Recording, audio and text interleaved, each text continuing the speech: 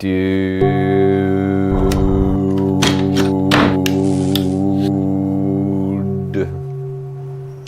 you are getting well.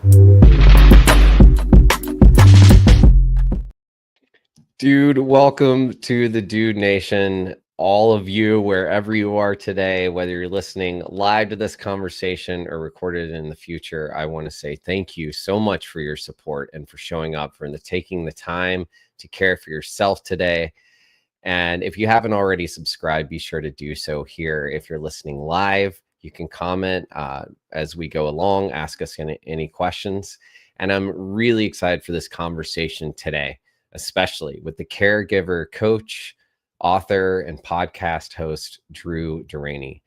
I've had the pleasure of being on his podcast as well, From Caving Into Crushing It. I highly recommend you check that out. And Drew has some beautiful life experience, training, and wisdom to share with us today. We're going to put his heart and mind on loudspeaker for each of you. And without further ado, here's Drew. Hey, Ben. Welcome, Drew. How are you today? I'm doing well, my friend. Better now that I'm on with you. Oh, man. Well, thank you. I feel the same. I felt really called. I had, when it rains, it pours, and it felt like everything was in the way of us trying to get together. But Drew and I were just talking before about, it's appropriate. We're talking about men and how to show up and carry it. Mm-hmm. And so the theme today really is the unspoken weight men carry and how to heal through self-care. Mm-hmm. And Drew, you're a caregiver coach. Can you just tell us a little bit more for those who don't maybe know exactly what that means and why you're a coach for caregivers? Absolutely. Well, I would say I'm reinventing myself for the fourth time in the past 5 years, and all my reinventions come from life experiences. So we'll start with the present. My oldest son's 23 years old, has autism spectrum disorder, and he has had a rough couple years. And the most recent stint really made me stop and pause, and I put everything in my life aside, business, pleasure, everything, and all my time, energy, and money really went to him from July of last year till probably about February of this year. And I'm a caregiver. I've been a caregiver and hadn't really put a word to it.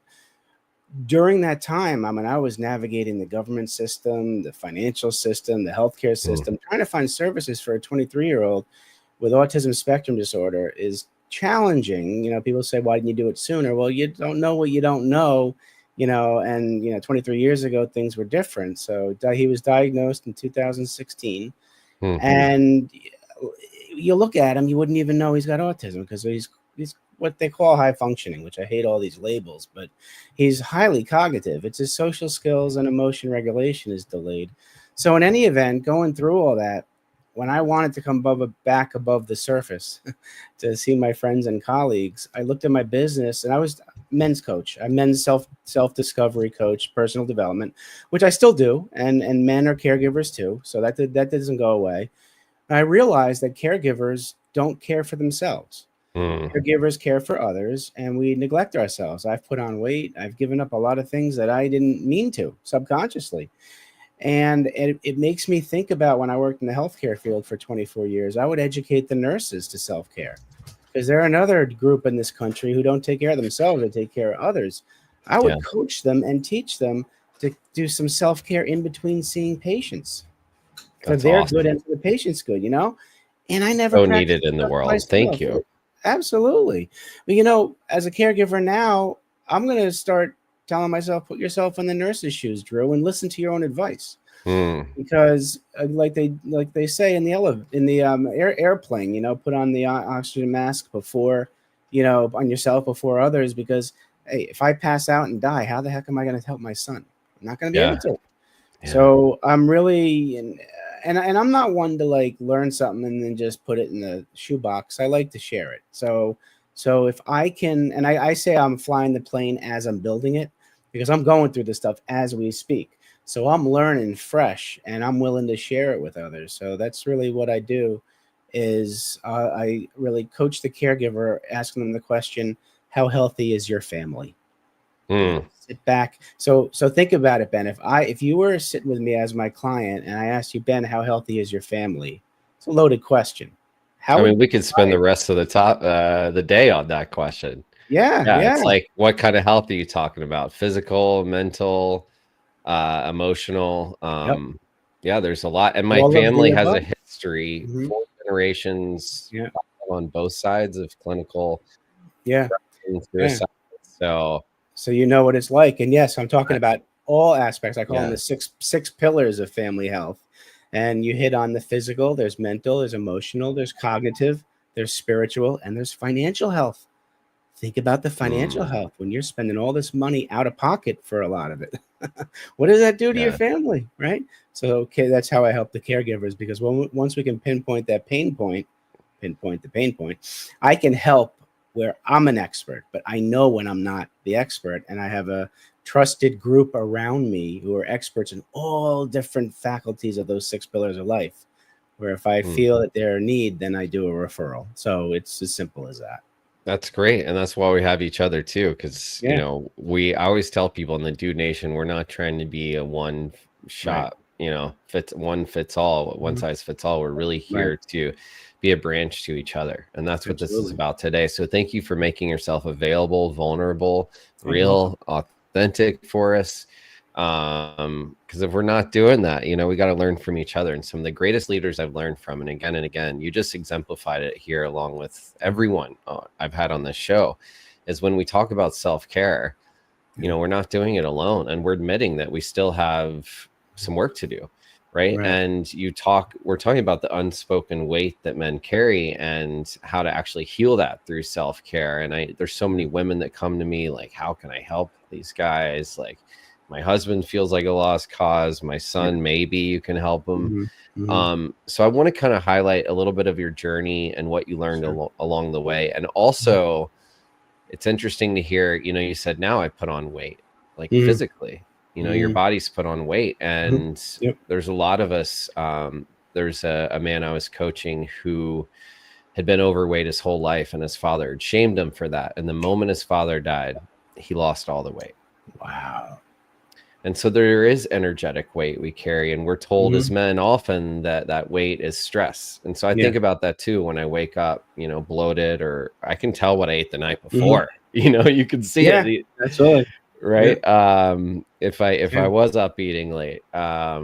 So really starting to look at, you know, I tell these guys to love on your bellies first, and then think about something you can go do to take care of yourself, and not Right. focusing on just trying to get rid of it, but just Hmm. caring for yourself. Right. So thank Absolutely. you for bringing that forward. Hmm. You're welcome. What was the time? I mean, you've yeah. Take us through sort of the dark night of the soul. What was the time when things Hmm. got really bad for you, when you were Yeah. carrying all the weight, Yeah. and what had you stop and start to get care? Because so Yeah. many men I hear are not willing to get help until they're in excruciating Wow. amounts of pain, and Absolutely. just Yep. wondering how we can try to help Hmm. men not have to go that far down. Yeah. Well, I mean, I can probably now help men not go down there, but I did. I mean, that's how I learned.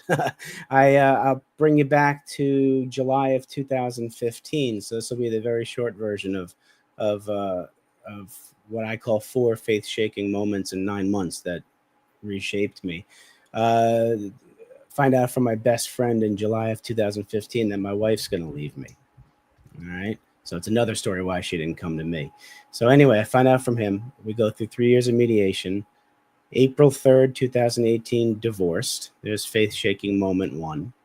Hmm. 6 months later, it's my 50th birthday. I throw myself a huge birthday party. Everybody from my life shows up. Best day of my life. 10 days later, fired from my last hospital job. I was working in hospitals for 24 years. So faith shaking moment two, lost my job. My self identity at that time was based on my family and my profession. I lost both. Okay. And for So so now I'm many already, men, yeah. yeah. And now I'm already a shell, right? About 10 days again after I got fired, I have three kids. I have two boys and a girl. So the middle guy, the youngest of the boys, suicidal ideations, inpatient home. We had to look. It took us from October 29 to December 8 for the place to have a bed. So during that time, I'm with him, just trying to keep him, okay. So there's faith shaking moment number three with your kid having mental health issues. Faith shaking moment number 4, we're bringing him up to the place, and my parents come with me, and my son says, I hope nothing happens to them when I'm up here. I said, nothing's going to happen. Night before Christmas Eve, my dad suffers. He had a bowel obstruction, whatever, and sepsis. Goes into septic shock and dies in intensive care 3 weeks later while my son's up there. So that's your 4 faith shaking moments in 9 months, and I didn't want to be on the earth anymore. So darkest moment there. I knew that in order for me to get through it, I had to look in my kids and my mother's eyes to be wanting to be around. So I did what men are supposed to do. So I'm taking care of them. I'm going to suck it up, man up, shun my support systems, forget church, forget all this stuff. I went into adrenaline mode and victim mode. I'm there blaming the wife for the divorce, blaming the boss for the job loss, blaming me for my son's mental health issues, and blaming God for my father. So I shunned anything possible, and I just sucked it up. I fought to get my kids and my mom through it. On the other side, they were okay, and I was a shell of a man. I didn't know what the heck I wanted to do. What brought me back, though, is I thought about a talk I had with my dad about 30 days before he got sick. It was on his birthday in November. He told me he was proud of me. And I said, I appreciate that, Dad. Why are you telling me that now? He goes, I don't know how the hell you're doing it. First the divorce, and then the hospital, and now Nick, and you take care of, Matthew and Emma, and you come here every day and check on your mom and me. He goes, I know you always wanted to own your own company. I always told you not to. My dad was with IBM for 35 years. So, that was you were supposed to do, right? So I stuck with the hospitals for 24. He says, I want you to do whatever you want to do. And your mom and I will support you no matter what. And so I have tears. I'm crying, 50 years old, hug my dad. Thanks, Dad. And I start thinking about what I would do. And I always wanted to help people. So I was going to start my own healthcare consulting company, but I had a lot of limitations. I had a self-doubt, self-sabotage. So I decided and you were dealing with not wanting to live too. I mean, so yeah. You know what? I was. The only reason I wanted to live is because of the kids, Well, I want to interrupt you for a moment. Please do. Please do. Yeah. Thank you. You were going through all of this. Yeah. How did you keep moving forward? Where did you get were you self, like, how are you taking care of yourself, or how are you staying alive? I wasn't. What I was doing was I was focusing on caring for others. So every day, what does Nick need? What does Matthew need? What does Emma need? What does my mom need? I immersed myself in transactional stuff. And so I didn't have a chance to overthink. And then that's usually when burnout comes, right? Well, yeah. We're giving everything for everyone. So when was the time when you realized something had to change? Was there a bottom that you finally hit, or what was the moment when you were able to start to turn that around? Yeah, that's a good question. Or how much longer did it go? Yeah. So he passed in January of 19. I had to sell the marital home in June of 21. By June of 21, I had always been talking about writing a book, and I never had the content. Now I had content. COVID had hit in 2020. The franchise, I ended up buying a franchise, and it just wasn't. I only did it because I thought it was a shortcut to making money quickly, and it didn't work out. But when I still owned the franchise, selling the home, and because of COVID, I had to talk to people on Zoom and stuff, and I found an editor for a book, and I wrote a book, and we all did it. We did it by Zoom, so I would speak my story, and then Otter would transcribe it, the software Otter. And so it was my words were put on paper. But the more I told my story to people, the more I found myself healing myself from within. And that was the turning point, because I was like, I'm feeling better. Why? Well, I'm telling my story out loud to people. So I'm doing what men aren't supposed to do. I'm sharing my story. I'm crying, and I'm asking for help. By sharing my story, I was asking for help from whomever, the universe, God, and other people. Then I started to really, really think. I was in this dark hole, and I'm healing myself. I'm not keeping this to myself. I want to help others. And so I said, there's my clarity of purpose in life. I'm always bucking the status quo. I'm always looking for a better way of doing things. And when I find out that better way, I share it. I'm willing and able to share it. And that's what did it. I mean, heck, healing myself from me, from within.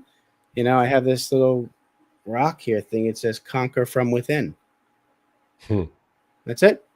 That was the moment. I'm reading my words, you know, my life on a book now. So it's kind of cool. So I start healing yourself from within by telling your story. It's pretty cool. Thank you for sharing that. You know, that really pinpoints. I also happen to have a rock here. There you go. And I was just thinking about that before. It says freedom, FTA 2025, and I love it. I love it here. And then on the back it says my happy place, and my father's initials and the years he was born and died. And FTA is part of experience camps, which does grief work for teens, and this was for the adults. And so I was at this grief camp, and we were all sharing our stories, and I had so much fun, and I was so free by just being able to be so open about my loss and grief. And I hear you sharing that now, and it just, you know, for those of us who are able to, if you're not able to share, you know, or open up, which so many deal with, I would urge you to find someone or some place. Maybe it helps to sometimes not know anybody or not know that person as well to share it. Maybe that safe space isn't someone in your life, or maybe it's just writing it down for the first time. But I would encourage, you know, those men who have a hard time sharing, not to stay silent. And what would you say to them, Drew, who are listening and like, yeah, great for you, but no way in hell I'm going to share this with anybody. Now, I often tell people to choose to write their own story instead of letting others write it for you. When we don't self-advocate, your story is going to be written no matter what. And it's going to be written by somebody else, and it will be wrong. So I don't know. I want you to have enough self-respect and self-trust and self-love to say, I'm writing my own story. I'm not letting somebody else write my story. So if you think about, you gotta look inside and see if you care about yourself. Because if you don't care about yourself, then you're the one, with all due respect, saying, I'm not telling my story. You know what? It sounds weird. I'm saying you don't care about yourself if you don't tell your story. I'm saying that because, it's going to be challenging. It's going to hurt. But in the end, it's out there. And who cares what people think? And that's another thing that men don't do, is be authentic and transparent. We wear a ton of masks so other people will like us, and it's misleading. I've done that. People pleasing, all that kind of stuff. So I say choose to write your own story instead of letting others write it for you, because you're going to write a much better story about yourself than somebody else will. That's powerful. That's powerful. Thank you for that declaration and for standing for that. And for those who are feeling overwhelmed, maybe don't know where to start, what would you say to them? Find somebody who understands you. First, make sure you understand yourself. Many of us don't understand ourselves. We don't give ourselves the opportunity to sit back and say, these beliefs I have, my belief system, is it really mine? Or is it the belief system somebody told me back when I was 7 years old that I'm supposed to believe? Because most of us are living other people's lives, right? Because we're told what to do, and it's solidified in our brain by like 18 years old. 90% of our view about ourselves and the world is set by somebody else telling us what it's supposed to be. Rock the boat. Sit with yourself and say, do I really believe this? Am I just doing this because mom wants me to, or because my wife wants me to, or you know, my organized religion says I'm supposed to do it? You know, I've done most of my first 50 years was because what would so-and-so think? Yeah. You know, I mean, as long as you're grounded in morals, ethics, doing the right thing, integrity as your foundation, then do what you believe is right, not what others think, you know? That's, you said some powerful things right there. And I think even taking time for yourself can be challenging for men, like where to start to do that. That's why we actually create spaces in the Dude Nation and just retreats where men can come together and learn from each other. And it's not rocket science, but it works every time because we need the time to slow down and have space held for us. And if you don't make the time, you know, time will take you.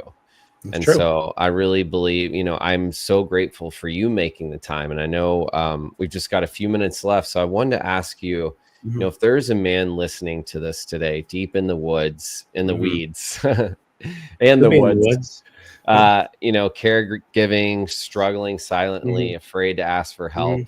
What's one thing you'd want him to hear from you right now? I'd like him to look in the mirror and ask himself, why am I afraid to ask for help? Search for that answer, because the answer is going to be within you. You know, something happened to make you not want to ask for help, you know, and find a mentor, find somebody you trust, and just share it with that one person, because it matters who you share it with, because their reaction is going to be very important. You don't want to be vulnerable to the wrong people. And a lot of times we do that. And then their reaction affects us. But when we start living our life based on external circumstances, that's when we start to hurt, right? You can't let the stuff around you bother you. I know it sounds, you know, it's easier said than done. Yeah. But I've been working like over 10 years on myself, and I still struggle. You know, I can say I don't care what people think. It's not true. But I don't care what they think as much as I did a week ago, because you got to work on it. You got to work. Yeah, you watch like old people, seniors, elders. Yeah. My mom's in her death process, she could give two flying fucks what anybody thinks. She is so outspoken, and I love it about her. And I just always think, why does it take us like 60, 70, 80 years to start to just speak our mind and be who we want to be? And I think it's unlearning a lot of this behavior. And so, you know, I know where I go to unlearn it is around other men. And also I've learned my wife or my spouse, which I'll say this to everyone, your partner can't hold everything, and it's not appropriate to share everything with them. And they're not going to give you the response you want half the time, which is why we actually need to go to other people. They say it takes a village, other men, other friends, other professionals, somewhere, a trusted listener. I think you're saying that they can be there for you. And I used to find that in AA and 12-step programs. And I really try to be a space for that for men, no matter where you are in life. Like, why do we have to be addicts to get help? But by reaching out to someone, you're offering them an opportunity to be of service, and that makes everybody feel great. Right. So remember that too, for the caregiver in you. And Drew, for anyone who's interested in learning more about you and getting in touch with you, what's the best way to reach you? I'd say the best way will be to email me, drew@profitcompassion.com. You can also go to my website, www.profitcompassion.com. And if anybody's wondering why Profit Compassion, I say we all can profit from being compassionate, and we can all profit from receiving compassion from others. So website and email, number one. You can contact me within the website or the email and get on my calendar. I'd love to have a chat, with you to see where you are, help you out. I love that. We're going to post it here in the notes. We're going to make sure to share this. If you haven't subscribed already to our show, be sure to go ahead and do so now so that you can be the first one to get this episode when it comes out. On our podcast, Dude, You're Getting Well, where we interview leaders about how they take care of themselves and survive and thrive in today's society. And so, Drew, I want to thank you for being the change, for being an example of what it looks like to be a work in progress and a leader, and leading from heart and humility, because I don't have my shit together, and I love hearing people our process, because we got to learn from each other and give it away. And you did a lot of you gave generously today. And I wonder if there's what's the name of your book? The name of my book is I'll Have What She's Having, Memoir of a Reformed People Pleaser. Nice. And where can we get that? It's on Amazon.com and BarnesandNoble.com. That's amazing. I gotta get that. Yep. We talk a lot about people pleasing. We're actually doing that this month in the Dude Nation. We're talking about healthy boundaries and emotional resilience, and all of it's around our people pleasing and caregiving. So thank you for being that space for us. Any final words or things? Actually, there is one thing I want to ask you. Yeah. Yes, all guests. If you could give the gift, the world, just one gift today, you could just wave a magic wand, give us all a gift. What would you give us? You know, I'm going to say a hug. A hug does a lot, man. It releases some of these feel-good hormones that last. A hug with some kindness. How about that? And if you were able to give us all a hug, what do you see us all doing or possible after that? Going to hug somebody else. I love the pay it forward concept, man, because if I'm kind to you and you love how it feels, you're going to be kind to somebody else. They love how it feels. Keep on doing that, because the human brain cannot be negative and positive at the same time. Ooh, that's a good nugget to remember. Well, thank you so much, Drew. This is Drew Deraney live here on Dude, You're Getting Well. If you love this episode or anything Drew or I had to say, please be sure to comment. If you'd like to get hold of him, his information is here, and you can always send us a message. We'll be sure to put you in touch with Drew directly. Have a beautiful, blessed day. Dude, you're getting well. Thanks, Drew. My pleasure.